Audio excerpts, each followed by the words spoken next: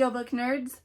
Today's video has been a long time coming. I've actually tried to record this a few times and was not satisfied with it at all. So we'll see how this goes. But this is going to be another punctuation video. I've done 2 videos in the past. Both of them have been on commas, but I'm kind of a punctuation nerd and I have strong opinions about this. The idea for this video actually is what sparked all my other punctuation videos. So I got this idea because I read The Arabian Nights. And The Arabian Nights is a story that has multiple stories within stories. And they're all spoken, so they're all in dialogue. And they were not punctuated correctly, at least not by American English standards. So other dialects of English might have different standards. I can't say for sure, but for American English, it was not edited correctly for quotations. That is the big thing I want to talk about, is how to punctuate quotations when you have quotations inside of quotations. So basically, what you have to remember is that there's a pattern to it and it needs to balance. So when you have a standard quotation, just one quotation, you use double quotation marks. So for example, I said, comma, double quote, I love to read, period, double quote. That is a standard sentence with quotation marks.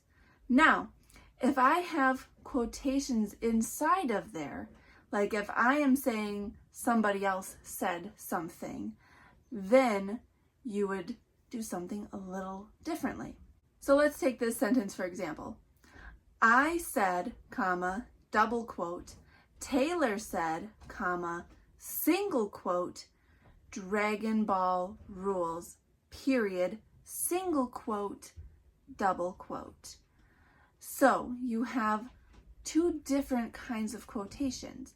So for another example, you could say, I said, comma, double quote, he said, single quote, read it, period, single quote, and I will, period, double quote. See how that goes? You got the double quotes and then the single quotes inside.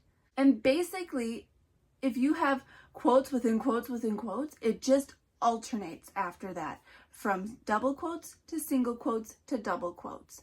And it has to balance. Every time you have a quote at the beginning, you need a corresponding quote at the end.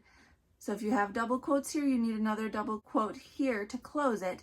And if you have a single quote here, you need another one here to close it. And that was the problem with the Arabian Nights.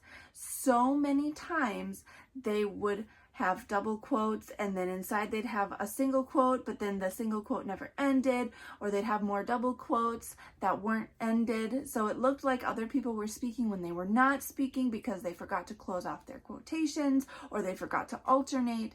Like, it's something that the editors should have really paid attention to and they didn't. And I noticed it a lot. Maybe you guys didn't, but I did. So here's another example of quotes within quotes within quotes, just keep giving you examples. I said, comma, double quote, he said, comma, single quote, she said, comma, double quote, pizza is good, period, double quote, single quote, double quote. That would be how you would punctuate that. That's not a very great sentence, but that is how you do it. That is always how you do it for American English punctuation. It needs to balance, kind of like a pyramid. Just think like you got 2 here, the next one are single, then you got doubles, then singles. Like as far in as you want to go, you have to make it balance. That is what matters.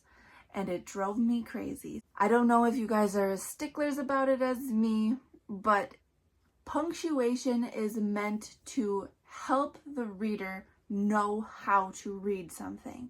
So if you punctuate something incorrectly, the reader will read it incorrectly. They will not read it the way you intended it if it's punctuated wrong. That's why punctuation is so important.